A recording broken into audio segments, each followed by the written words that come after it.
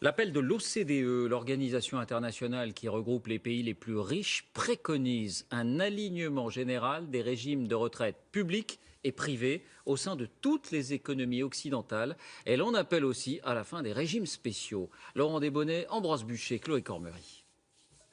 En finir avec un régime de retraite des fonctionnaires plus favorable que celui du privé. C'est ce que réclament ces experts internationaux. L'OCDE, très sévère contre le système français notamment.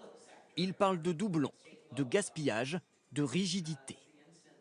Un système à deux vitesses avec un problème d'équité. En moyenne, les fonctionnaires touchent à leur retraite 63% de leur salaire.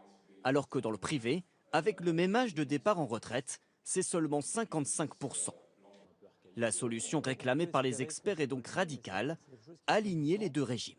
En fusionnant les systèmes, on améliore l'équité, donc ça veut dire qu'on réduit les inégalités, ce qui également améliore la confiance dans le système, c'est le premier point. On réduit également les coûts administratifs de gestion des systèmes. Plus qu'un seul mode de calcul, un seul système de cotisation, et donc selon l'OCDE, des économies. Parmi ces 35 pays membres, seuls 4, la France, l'Allemagne, la Belgique et la Corée du Sud, ont encore deux régimes différents pour le public et le privé.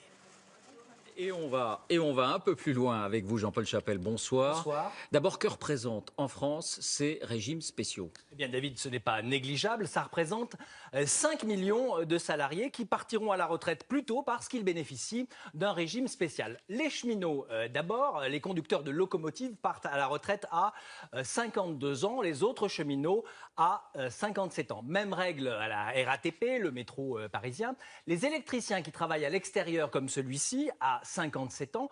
Même régime pour les employés de la Banque de France. Les militaires partent encore plus tôt, en moyenne à 46 ans. Autre particularité, les machinistes de la Comédie Française à 57 ans. Comme les chanteurs de l'opéra, les danseurs, eux, partent à 42 ans. Bon, on ne s'attend pas à ce qu'ils se fassent des pointes jusqu'à 62 ans. Est-ce que ces régimes sont liés à la pénibilité des métiers? Pas vraiment. La vraie raison, elle est historique. Le régime spécial des cheminots, par exemple, date de 1855. À l'époque, il fallait fidéliser un personnel qualifié dans un métier vital pour la nation. Aujourd'hui, ces régimes sont déficitaires, un surcoût évalué à 4 milliards d'euros par an. Merci, Jean.